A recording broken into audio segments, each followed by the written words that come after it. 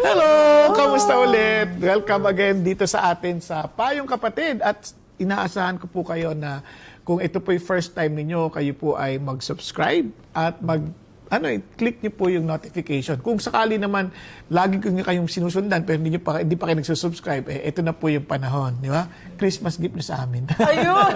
Naku mga kuya, speaking of Christmas gift, may Christmas gift ako sa sarili ko. Wow, social.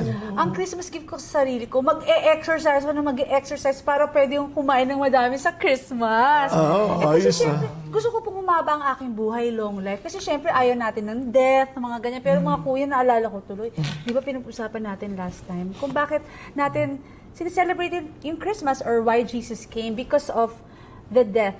Yung death issue, yung penalty. death. Opo, yung death because of sin or death. Ano ba yung death penalty po ba yung mga kuya? In a sense, yes. In a way, no? Parang, naku mga kuya, sorry kasi alam kong Christmas pero medyo matindi. Death ang pag-uusapan. Pero makukunik po ba natin yung eternal death na sinasabi nila sa Christmas? Paano po ba yan? Alam mo, ang ganda nung sinasabi mo, Tosca, kasi kung isipin mo, bakit kailangan talaga si Jesus, no? Bakit, imagine if He's part of the triune God, bakit siya mismo? Bakit hindi nilang magpadala ng iba, ng representative? Diba? Bakit kailangan talagang siya? Di ba? Mismo. Ayun. So, tama-tama, si Kuya Erwin Balit. Kasi hindi kaya bayaran ng, kunyari, blood of Lamb. sheep, blood of lambs, blood of bulls, kahit na lahat ng Chicago Bulls. Michael Jordan ako basta. Hindi kayang bayaran. Kahit si Michael Jordan. Tanging isang blameless man tulad ni Jesus Christ ang pwedeng magbayad ng kasalanan natin. So yun. In fact, yung death na yan, implied yan sa John 3:16. Sa John 3:16, for God so loved the world that He gave yung pag-alay niya sa kanyang anak, ang pinapahiwatig doon, kasama na yung kanyang kamatayan, at syempre, yung kanyang muling pagkabuhay. So, nakasaad na doon sa pagbibigay ng Diyos sa atin ng kanyang bugtong na anak. Yung kanyang kamatayan ni Jesus para sa kabayaran ng ating kasalanan. Kuya, sorry, medyo napaisip lang ako kasi, di ba, mga tatay na po kayo, di ba? Ako naman, hindi naman ako talaga magiging tatay kasi babae ako. Pero mga kuya, parang, naisip ko parang, ano kayong feeling na isang tatay na ibibigay niya anak niya na alam mo papatayin, to torture, at kung ano-anong gagawin to sa anak niya, tapos willingly ibibigay mo para sa mga taong hindi mo naman kilala. Ay, hindi naman. I mean, in a sense, no, parang nagkasala sa'yo, gano'n, tapos biglang, gano'n? I mean, can you give your child for that? Kayo po, mabibigay niyo mo ba? Alam mo, kadi-kati yan, Sabi nga ng isang kalala ko, may sakit anak niya eh. Sabi niya, sana ako na lang may sakit. Ang sakit pa lang makita mo yung anak mo yung nagdurusa. Di ba, parang ganun, sana ako na lang. Totoo yun eh. Pero sa kabilang bahagi, si God yung nag-create ng lahat sa atin, Kinrate niya tayo. Pero yung creation niya, sobrang halaga rin sa kanyang puso. Kumbaga, He's willing to sacrifice Himself. Kung masakit sa tatay yung makita niya anak matotorture, ano kaya yung nakikita niyang kahihinatnan ng kanyang nilikha kung hindi sila ililigtas? Yun ang kailangan nating makita at madiskubre. Opo. Ang Diyos, bago yan nagbibigay ng babala yan. Hindi naman yan Babala. parang, laging meron siyang warning ahead of time.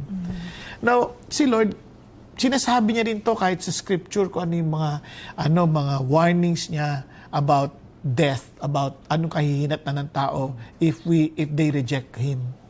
Samahan niyo lang ako sa Bible, Balik tayo. Kasi ito napaka-importante. Kuya Erwin, familiar ka naman dito sa Revelation, di ba? Kunyari, when we talk about, let's say, end times, di ba? End times. Di ba, siyempre, let's go to the end of the book. Di ba? Na parang sinasabi, ano ba yung mangyayari sa huling araw? Yung end of times ng mundo na to is a beginning of another new heaven and new earth. Okay po. Pero, siyempre, hindi naman lahat kasama na sa new heaven and new earth. Kasi may end sa marami. Ano yun? So going back, kung going to Revelation 20 for example, kasi ito pinakita to kay John ng Panginoon.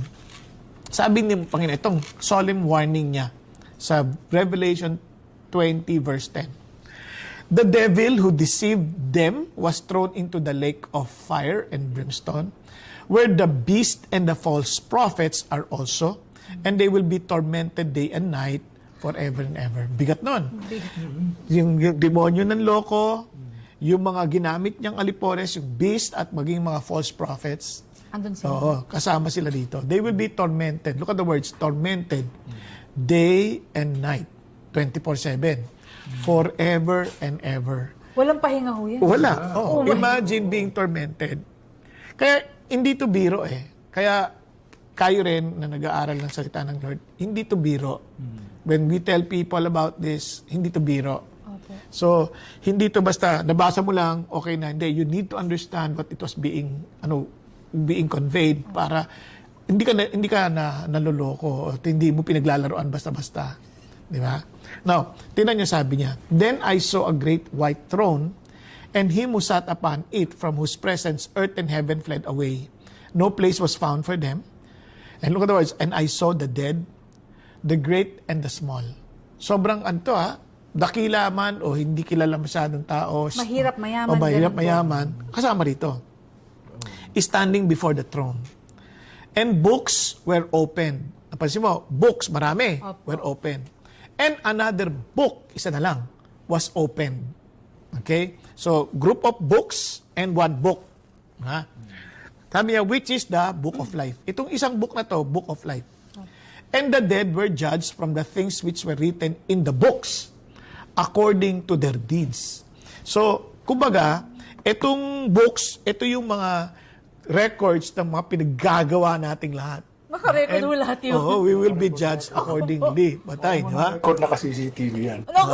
Di ba? Kaya parang MacBooks, di ba? Pero hindi natin. Yun, kidding aside, pero yun yung idea. Now, paano ba mangyayari? And the sea gave up the dead which were in it, and death and Hades, ibig sabihin, lahat ng namatay, lahat ng, pati nasa Hades pa, nasa Hades, gave up the dead which were in them, and they were judged, every one of them, according to their deeds, based on that book of deeds. Okay? Books of deeds. Na sabi niya, and death and Hades were thrown into the lake of fire. Diba? Sabi nga noon, this is the second death, the lake of fire. So lahat ng, sabi niya, and if anyone's name was not found written in the book of life, he was thrown into the lake of fire. So, yung book of deeds, i-judge sila according to their deeds, unless their names are in the book of life. Kumbaga, hindi sila itatapon doon, hindi na sila i-judge, kung yung pangalan mo nasa deed of life. Ay, nasa book of life. Yun, book of life. So, ano ngayon nangyari? Di ba? Yun ang sinasabi ng Lord. Yun yung judgment. Yun yung sa ending, final. Bigat, ha? Now, noong una, hindi ko maintindihan, paano ba namamatay ang tao? Sabi niya, iba natutulog lang muna, iintay itong final judgment. Iba naman. Pero si Jesus nagkwento. Nagkwento siya sa Luke 16. Tapos, ang ganda nung niya, iniisip-isip ko na matagal to nung kinikwento niya to.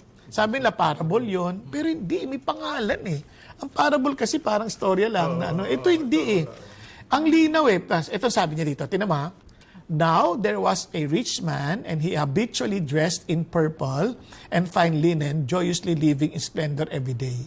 Ito ang pangarap ng maraming tao. Maging katulad ng rich man na ito, na talagang habitually dressed in purple. Ibig sabihin talagang mataas ang posisyon. Signature. Oo, signature. Tapos living in splendor, di ba? Tsaka joyously living, masayang buhay na talagang marangya. Wow. Di ba? Now, Sky's the limit ba yan? Oo, lipit kasi mayaman. Sky's the langit, di ba? Now, and a poor man named Lazarus was laid at his gate covered with sores. Kung titingnan mo, ito yung ayaw natin mangyari. Pero may pangalan siya, Lazarus. Sabi niya, doon siya nahihiga lang sa trangkahan, punong-puno ng sugat, and longing to be fed with the crumbs which were falling from the rich man's table. Parang umaasa lang siya kung ano yung malaglag sa Sabi niya, besides, sabi nga doon, even the dogs were coming and licking his sores. ayaw natin to. Yung naghihirap ng ganyan. Oo, mahirap Kaya- na tapos marami pang... Sugat, tapos yung dinidilaan ng aso, Ano ba ibig sabihin ng pag yung ganun? aso, mga asong gala to ha. Ala. Hindi to yung mga naka-pampers. Opo, hindi. Hindi to. Mga Ito, corgi, hindi oo, yan to. hindi yan. Hindi. Ito, talagang mga asong gala to, kasi dinidilaan siya. So, yun na lang mga nakasama niya. So, he was so weak. Talaga makita mo sa hirap. And siguro, kaya siya naghihirap, isang possibility, hindi siya nandadaya. He doesn't want to take advantage of any human being. Kaya siguro naghihirap siya, no, parang ayaw naman niya magnakaw. So umaasa lang siya sa Ayaw palimos. mo, pwede naman na para kumain siya, magnakaw. Ganun. Oo, Hindi. ganun, Hindi. oo. Kaya ang dami nating klase magnanakaw. Yung magnanakaw na mahirap, sa gutom magnanakaw, ni-excuse natin. Yung iba naman, magnanakaw na malaking magnakaw, pero binoboto yon. Ay, grabe na. Ano ba yan? Hindi lahat, hindi lahat. Pero hindi lahat. napapanahon yung mga Oo, usapan. hindi lahat. Hindi sa bansa yun. Sa ibang bansa, sa ibang bansa. Pero sa buong mundo, di ba? May botohan naman sa ibang Oo, sa ibang mundo. bansa. Hindi Sa dito, ibang hindi bansa. dito. Dito, mababait ang naboboto natin. Oh, yan. So, ito na, sabi gano'n. And ang lungkot ng kanyang lalagay, now, itong amazing part, no? Now the poor man died and was carried away by the angels to Abraham's bosom. And the rich man also died and was buried. Ano pansin mo? Mayaman o mahirap, parang namamatay. So, walang pinipili yung kamatayan. Great or small, mamamatay. Yun po talaga Oo, ending. Ano? yun. Oo, yun ang ending. Kaya lang, the rich man also died and was buried. In Hades, yun yung, alam mo, the Hades will be thrown into the lake of fire. And the dead, the Hades, he lifted up his eyes, being in torment. Doon pala sa Hades, the moment you died, di ba, parang kung mapapansin mo from the story, agad-agad dinala sila sa kanilang assignment. Oo. Now, eto napansin mo. Si Lazarus may pangalan. Oh. Yung rich man wala. Oo nga, rich man lang siya dito. Kasi his name was not written in the book of life. Grabe! Si Lazarus, nandun eh. Kasi may pangalan eh. The mere fact na you're identified, although some scholars, pag nagtuturo sila, nilalagay lang ng pangalan yung rich man, di ba? Kung sino-sino sinasabi nila. Pero, sino-sino? Basta may binabanggit silang pangalan. Pero sa akin, wala eh. Sa story ni Jesus, walang pangalan. And it's very consistent to sa kanya sinasabi sa Revelation. Ito yung nangyayari. Pagkamatay mo, according to the story, automatic sa lugar mo na eh. Dadalawa lang yung lugar binanggit, di ba? Abraham's place at saka yung Hades. Hades. Sabi gano'n, doon sa Hades, ang malungkot, sabi niya, he cried, Father Abraham, have mercy on me, and send Lazarus so that he may dip the tip of his finger in water and cool off my tongue. For I am in agony in this flame. Aba, doon pa lang sa Hades, nagdurusa na siya sa apoy. Mainit. In torment na siya. Di ba? 24/7 na. Iba pa yung lake of fire. Iba pa yun. Kasi ito, initial lang ito eh. Initial pa lang ho Oo. yan. Kaya sabi niya, di ba? Kaya nakikiusap siya, sabi niya, Father Abraham, kung pwede, sabihin mo naman kay Lazarus, patakan niya ako ng tubig para maibsan naman ako dito sa sakit na to. Di ba? Sabi ni Abraham, hindi pa pwede. Kasi sa pagitan nating dalawa, there is a chasm fixed, great chasm fixed. Para yun nandiyan dyan, hindi makalipat dito. At yun nandito, hindi makapunta riyan. So, the moment namatay ka na, wala nang lipatan eh. Kaya nga sabi sa Hebrews, di ba? It is appointed unto man to die once, after which judgment. Ayun na. Diretso na kagad yun. Yung judgment na. Kasi sabi naman ni God, kung hindi ka naniniwala ngayon sa anak ng Diyos, si Jesus Christ, di ba sa John chapter 3:16, for those who believe will not perish. But for those who do not believe, sabi niya, you're already judged. Di ba? Kaya dito ka pa lang, buhay ka pa lang. Kaya sabi ni Lord, kaya syempre sabi nung mama, mayaman, nagmamakawa. Sabi niya, then I beg you to send Lazarus back to my father's house kasi I still have 5 brothers. Parang hindi sila mapunta rito. At least inalala niya yung mga kapatid niya. Yes. Pero kita mo, kahit naalala niya na, in his loving act, it will not change his situation. Di ba? Hindi na magbabago, nandun ka na. Kunyari lang yun. Pero, but Abraham said, they have Moses and the prophets, let them hear them. Ano ba ibig sabihin ng mga kuya? Yung katagang yun na... Oo. The prophet. Opo. Napansin mo, sabi ni Jesus, yung kay Philip, sabi ni Philip, we have found him whom Moses and the prophets wrote about. Jesus of Nazareth, the son of Joseph. Napansin mo? So, pag sinasabi mong writing of Moses and the prophets, he's referring to a person, the promised coming Messiah. Si Jesus yun. Jesus. Oh, kaya sabi naman ni Jesus in Luke 22, kung hindi ako nagkakamali, beginning from the writings of Moses and of the prophets, he spoke about himself. Di ba? About himself. Now, tuloy tayo. In short, may, ano yan, ito yung salita ng Diyos. Yes. Scriptures. The scripture. Referring to him. Ano lang yung Oo. scripture. Kuya, sandali po, meron po akong thought lang. Hindi, kasi, di ba, parang yung scripture, hindi lang yung Bible. Yung tinutukoy ng Bible, si Jesus. Si Jesus, kasi siya yung Savior eh. So, ibig sabihin po yung rich man, hindi po niya kinilala si Jesus? Or Hindi. Kaya nga binalik niya doon, sabi niya, unless, sabi niya, nandiyan na yung writing ni Moses tsaka ng prophets eh. Let them hear okay, them. gets ko po. Okay. No, but he said, no, Father Abraham, if someone goes to them from the dead, they will repent. But he said to him, if they do not listen to Moses and the prophets, they will not be persuaded, even if someone rises from the dead. Alam mo bakit?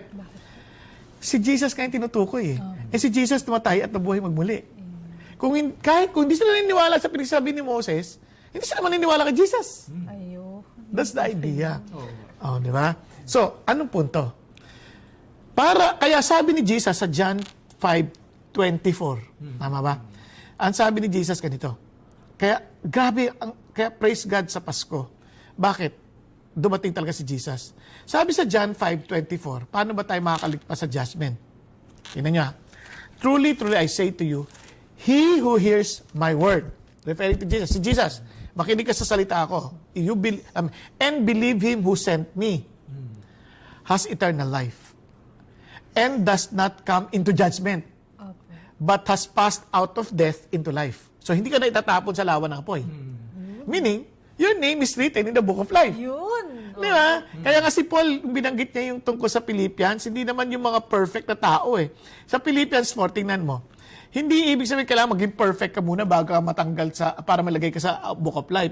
Hindi. Naniniwala kay Jesus na tagapagligtas at syempre from there, babaguhin yung buhay mo, di ba? Opo. Pero hindi necessarily magiging perfect ka eh. Yes, Kasi tingnan mo sa Philippians 4. Amazing si Paul. Sabi niya, I urge Euodia, I urge Syntyche to live in harmony in the Lord. Ano nangyari kay Euodia at Syntyche? Nag-aaway, no? Nag-aaway sila. Hindi ba sa? Sabi niya, indeed, true companion, I ask you to help these women who have shared my struggle in the cause of the gospel, together with Clement and also the rest of my fellow workers whose names are in the book of life. Kasi, ibig sabihin, these are followers of Jesus. These are, parang believers of the Lord. Di ba? And they serve with me. Pero, hindi sila perfect.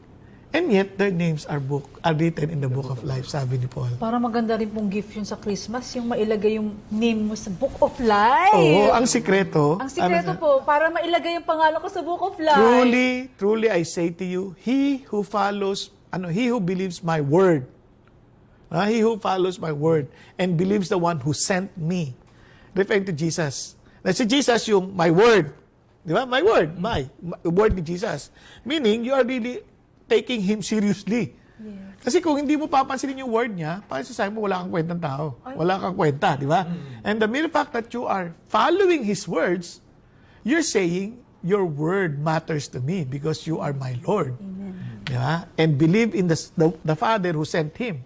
Hindi yung Jesus ng kusino, kundi the one na related kay the Father. Kasi kaya isa lang sila eh. Di ba?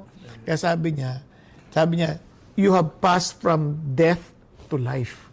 You will no longer be judged. So, meaning, hindi ka na isasama sa doon ka doon sa book of life. Opo. Actually, kuya, isa sa reason talaga kung bakit gusto ko nasa Book of Life ako. Ayoko talaga mapunta sa impyerno, syempre. Pero mga kuya, siguro po para po sa akin at sa mga nanonood, ano po ba ang sinasabi ng Bible? Ano po ba kaya itsura ng impyerno? I mean, of course, we don't want to be there, but siguro maganda yung makita natin or a picture of it na para at least we know lang na this will be the coming judgment na baka hindi po natin naintindihan kung gaano kagrabe itong impyerno na sinasabi sa Bible. Yung kwento na to, hindi pa impyerno ito tulad na Hades pa lang yun. Iba po yun. kasi ang tawag doon sa kinalalagyan ng ni Lazarus, Abraham's bosom. Sana marami nagsasabi na itong Abraham's bosom, ito yung paradise, paraiso. Oo, na doon nilagay muna yung mga Old Testament saints. Kasi hindi pa namamatay si Jesus eh. So wala pa talagang yung true forgiveness. Hindi po wala pang kapatawaran. Pero yung mga nananampalataya na sa kanya, doon pumupunta. Okay. Kaya nga sabi niya sa tip on the cross, today you shall be with me in In paradise! Yun po pala yun. Okay. Ngayon, yung hell doon, yung Hades, hindi pa yun ang impyerno. Kumbaga, lang yun, preview. Preview lang po yun. Hindi. Torment na yun, ha? Sobrang torment na yun. Sa Biblia, yung everlasting fire, yan, was created for the devil and his angels. Yung impyerno, hindi naman ginawa yan para sa mga masama. Para sa yan eh. Para sa kaaway natin eh. Para sa demonyo. Para sa diablo. Ngayon, kasi maraming sumusunod sa diablo, di sasama na sila doon. Oh, no. Pero hindi natin alam kung gaano yung kasukdulan, yung paghihirap doon. Una-una, mag-isa lang yung rich man doon. Sasabihin ng iba, sa hell, magkakasama kami mga barkada. Hindi totoo yun. Mag-isa ka doon. Kahit na magsisigaw ka, walang papansin sa'yo. Forever pa po yun. Yes, forever. Tapos, yung hirap na dinadanas mo, lahat ng klaseng hirap, mental torture, physical torture, emotional, lahat yan. Ay, mga kuya, hirap, no? may naalala po ko. Meron pong nagkaroon ng social experiment. Mag-ano po sila, parang boyfriend-girlfriend. Tapos ang bibigyan daw sila ng $1 million. But you just have to do this experiment, social experiment. So game naman sila. Yung social experiment na to, for 24 hours lang, you will stay in a room, dark, pero walang sound. Wow. Opo. Nakakabinging Opo. katahimikan. So game sila kasi 24 hours lang naman. Alam mo po, wala pa po yung 24 hours, parang para sila, yung feedback parang nakakabaliw daw. Imagine, 24 hours na ulo na ito, sinasabi niyo po forever. Ako gusto ko yan. Sana kunin lang ako sa social experiment. Kaya ko yan. Hindi ka na magtatagal. Kasi parang, Kaya ko yun. Oh? Di ba inilagay ako sa isang lugar na mag-isa lang? Ilang araw? walang madilim. Oh, kahit madilim. Pwede ka naman mag-pray. Oh, pero siguro sila hindi po nila kayanin. Hindi na alam eh. Kung madilim, di tulog mo na lang. Di ba? Yung tulog na lang, di meron ka ng 12 hours. Tapos yung 12 hours, mag-pray ka na, kumanta-kanta ka dun. Di ba? Kaya hindi sila. Di ba, Lynn? Huwag na natin pag-usapan. Sa sobrang dilim, wala ka talagang magawa. Kasi kung may liwanag, pwede ka pang mag-jack and coy, mag-isa eh. Di ba? Yes. Kaya tinatanong mo ano yung mangyayari sa impyerno? You will be tormented day and night, forever and ever. Yun nga, Tormented pa lang, yung word pa lang na torment, ibang usapan na eh. Now, diniscuss pa ni Jesus to, tinapsahan ni Jesus. Sa Mark, for example lang Mark 9:42. Whoever causes one of these little ones who believe to stumble, it would be better for him if, with a heavy millstone hung around his neck, he had been cast into the sea. Grabe, no? Parang kung ikaw ang nag-cause ng kasalanan sa mga bata, di ang laki, marami ng magulang kasama na rito agad. Kasi we did not really help our children to become firm, to live a life of righteousness. Dito pa lang, ang laki ng chance. Mabuti pa, itapo mo sarili mo sa dagat. Tapos sabi niya, if your hand causes you to stumble, cut it off. It is better for you to enter life crippled than having two hands to go into hell, into the unquenchable fire. So doon pa lang, meron ka na kagad, unquenchable fire. Ngayon, ang nakalagay dito pa, where their worms does not die and the fire is not quenched. Literal po, may worms po talaga. Oo, kasi parang just to show us na hindi ka mamamatay. Ayoko ng worms. Hindi ka mamamatay. Hindi ka mamamatay kasi hindi namamatay yung worm eh. Kahit may apoy eh. Sabi niya. Kaya sinabi niya, if your eye causes you to sin, if your foot causes, kaya. Plus ito na, doon sa verse 48, kasi sa una, in parenthesis yun. So maaaring hindi nag-exist yun sa original manuscript. Pero sa verse 48, wala ng parenthesis. Ang nakalagay doon, where their worm does not die and the fire is not quenched. Hindi namamatay yung apoy, yung init. yung init pa lang, marami sa atin, hindi na tayo makatagal pag summer. Oo. Kung naranasan yun, nakaranas ko, nagpunta ako sa Abu Dhabi during the days of summer. Ang grabing init. Sa Qatar lang, yung, nahawakan ko yung pinaka-headrest, napaso ako sa sobrang init. Ibig sabihin, sobrang init. Kaya hindi biro yung init na yun. Yun, dry pa yun. Sayo, yung init natin, humid, di ba? Ang lagkit. Ayaw natin. Paano pa to? Kaya nga, may worms Diba? pa. Ano ba yan? Pwede rin physical yan. Both, sa tingin ko, physical, mental, emotional. Oo, lahat na oo. Physical heat. Yung physical heat, yung sinasabi ni Kuya Bong, talagang mainit na, hindi yung matitiis.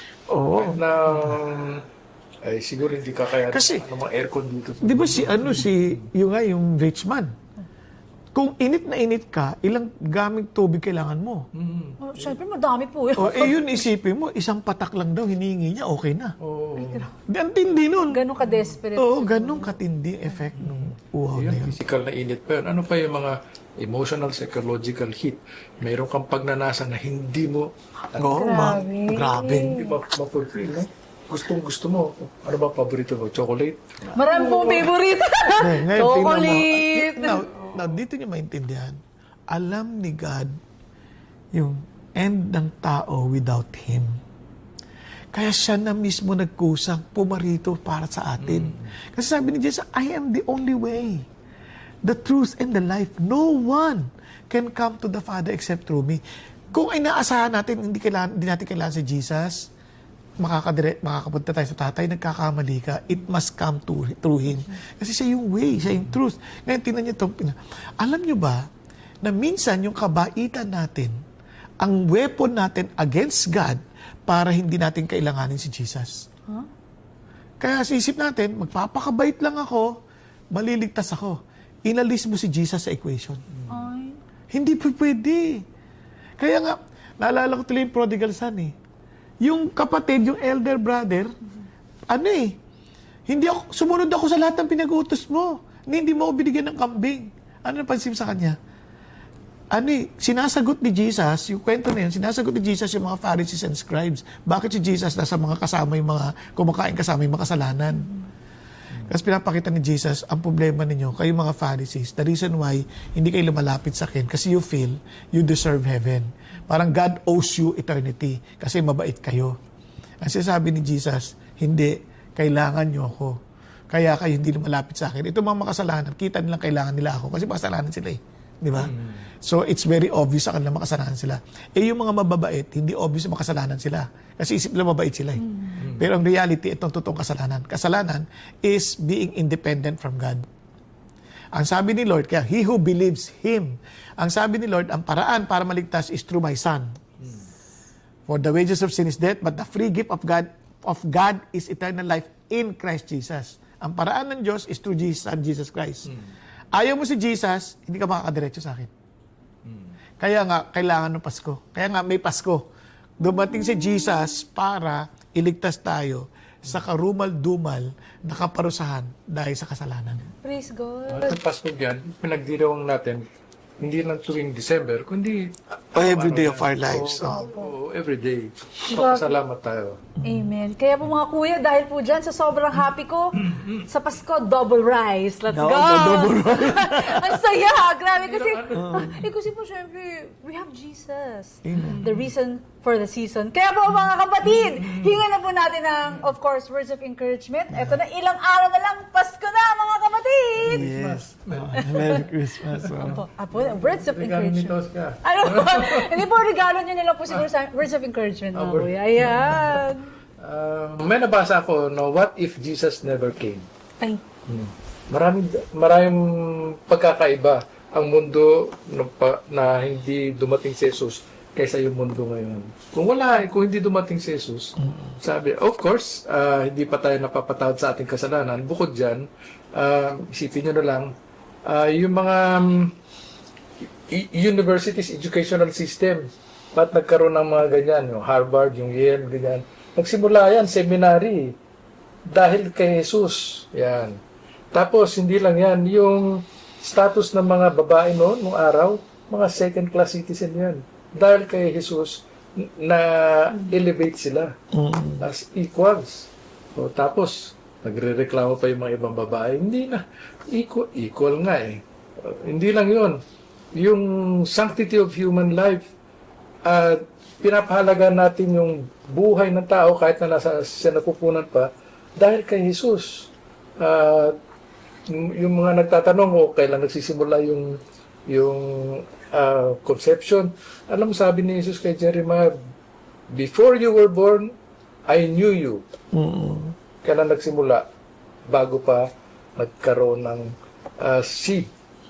So, marami pagkakaiba kung hindi dumating si Jesus at ngayon na dumating si Jesus. At because of those positive changes, marami tayong kailangan pagpasalamat. So, yun lang. Wow, praise God. Thank you po, Kuya Earl. Wow. Kuya Bong. Ayan. Alam mo, lagi natin narinig to. Narinig ko kanina sa'yo. Na Jesus is the reason for the season. Ang totoo niyan, you and I are the reason of the season. Bakit? Kasi kaya napunta si Jesus para iligtas tayo. Kung hindi naman natin kailangan ng tagapagligtas, hindi naman siya paparito. Hindi natin kailangan ng Pasko. Pero dahil makasalanan tayo and we cannot save ourselves. Kung inakala natin we can save ourselves by doing good, our goodness is not good enough. Kasi sa Lord, if you stumble in one of the commandments, you are already lawless. You are considered guilty of all. Kasi sa Panginoon, ang standard niya, all or nothing. Yan ang makita sa James chapter 2 verse 10. Kaya nga si Jesus mismo ang naparito to bring us salvation. To die on the cross for our sins, that we can be reconciled with the Father. Sana, ito yung gift ng Diyos eh. Kaya ilan pa kaya Pasko ang iintay natin bago natin buksan yung gift at i-enjoy natin yung gift. Kasi sabi ng Lord, this is the free gift of God, which is eternal life in Christ Jesus. Panahon na natin tanggapin si Jesus. Sana wag natin gayahin yung ibang tao na maging kapanganakan ni Jesus, tinanggihan siya. Tayo naman, buksan natin ating mga puso, isipan at buong buhay. Tanggapin si Jesus, paniwalaan ang kanyang sinasabi, at paniwalaan ang kanyang amang nagpadala sa kanya para sa atin. Kaya maligayang Pasko po dahil kay Jesus na ating Panginoon at tagapagligtas. Woo! Merry Christmas! Kaya mga kuya, sobrang ang saya-saya ko naman. 3 rice na, mga kapatid. Pero mga kuya, syempre po, hindi ako papayag. Syempre, pagbigyan nyo no, ang tagline. Ayan, syempre naman po, kahit na umulan, Umaraw. Bumagyo. ngayong Pasko, basta kailangan natin ng payong, andito po ang payong Payong kapatid.